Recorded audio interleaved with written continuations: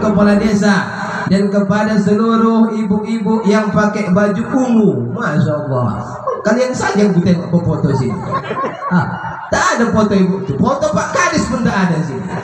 Foto pula di atas. Masya Allah, macam pangeran Sambernyawa aku tengok. Pakai tuntungan. Wah.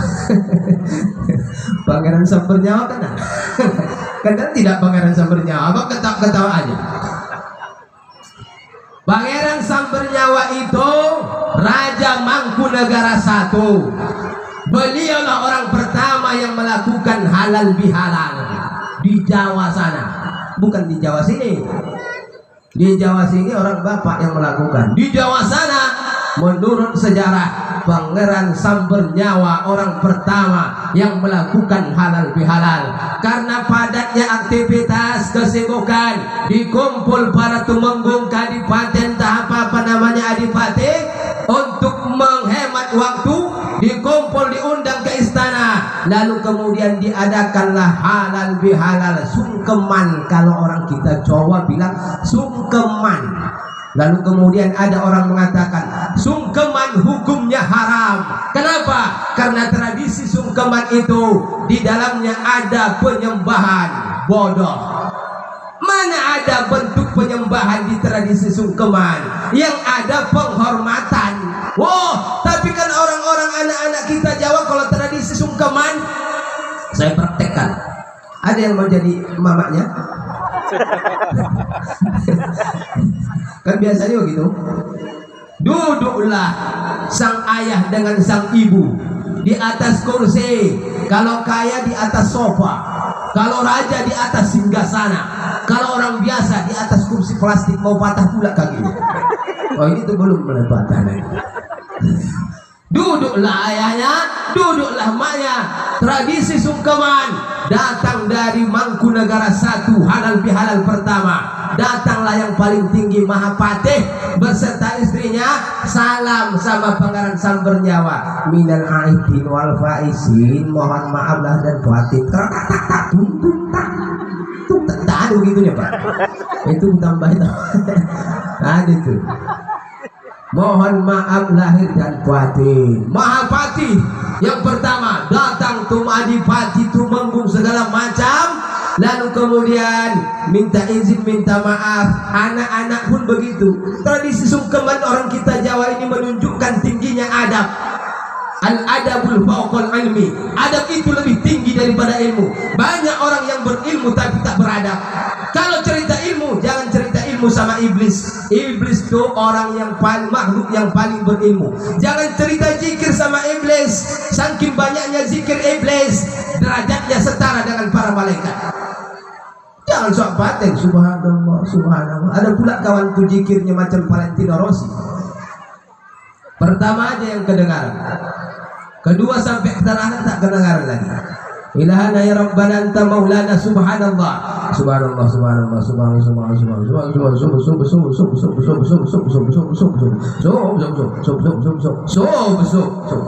subhanallah, apalagi bulan puasa itu panas. Buah. Subhanallah, subhanallahil azim wa bihamdihi da'iman qa'iman abada. Alhamdulillah. Itu aja yang kedengaran. Alhamdulillah, alhamdulillah. Cocoknya pula dijoget. Macam orang kesurupan pun kita tengok. Izin aku sampaikan.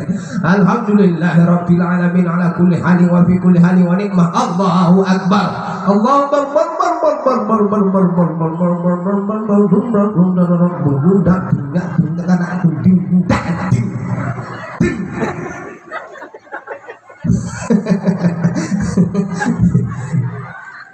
Ada hadis qudsi ceritanya begini. Hadis qudsi itu matanya, barang siapa yang menyebut namaku dan mengingat namaku dengan hati yang lalai, maka akan kusebut dan kuingat namanya dengan laknat. Daripada 33 kali enaklah Allahu akbar, Allahu akbar, Allahu akbar, Allah. Begitu aja udahlah. Dan ditengoknya jempolnya. pakai Aji Sepiangin, karya Arya Kemandan. Datang tong baju. Tapak bisa, terpental kawan.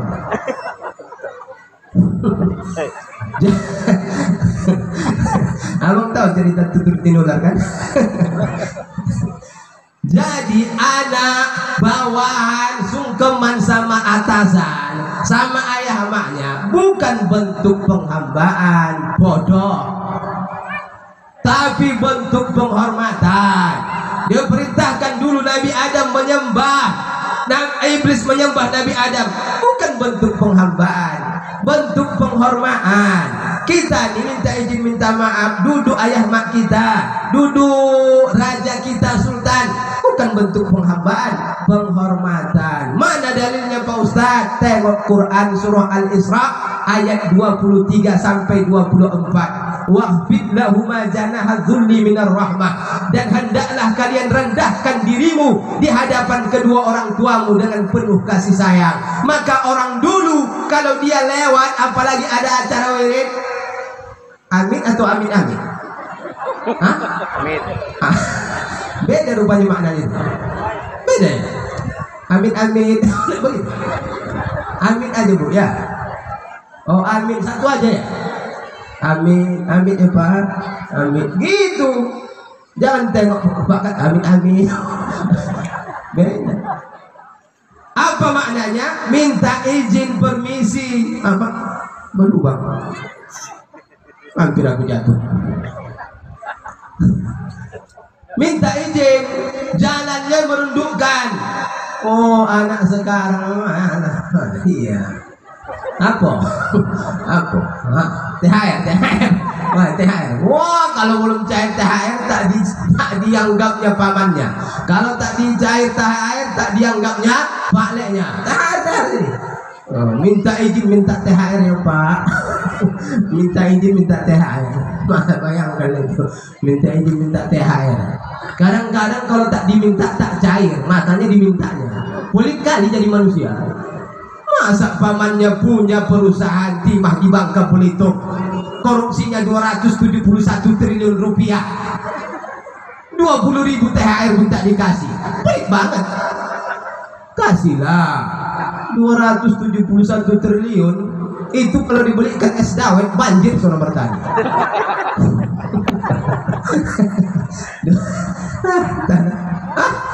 Minum lagu dulu. Teringat es dawet ada rupanya ini. Iklan Las Sekar yang ada badannya. Bismillahirrahmanirrahim. Enak kan?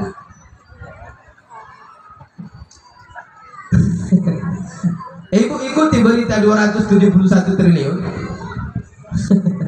271 triliun itu yang nampak. Lebih besar dari situ masih ada lagi.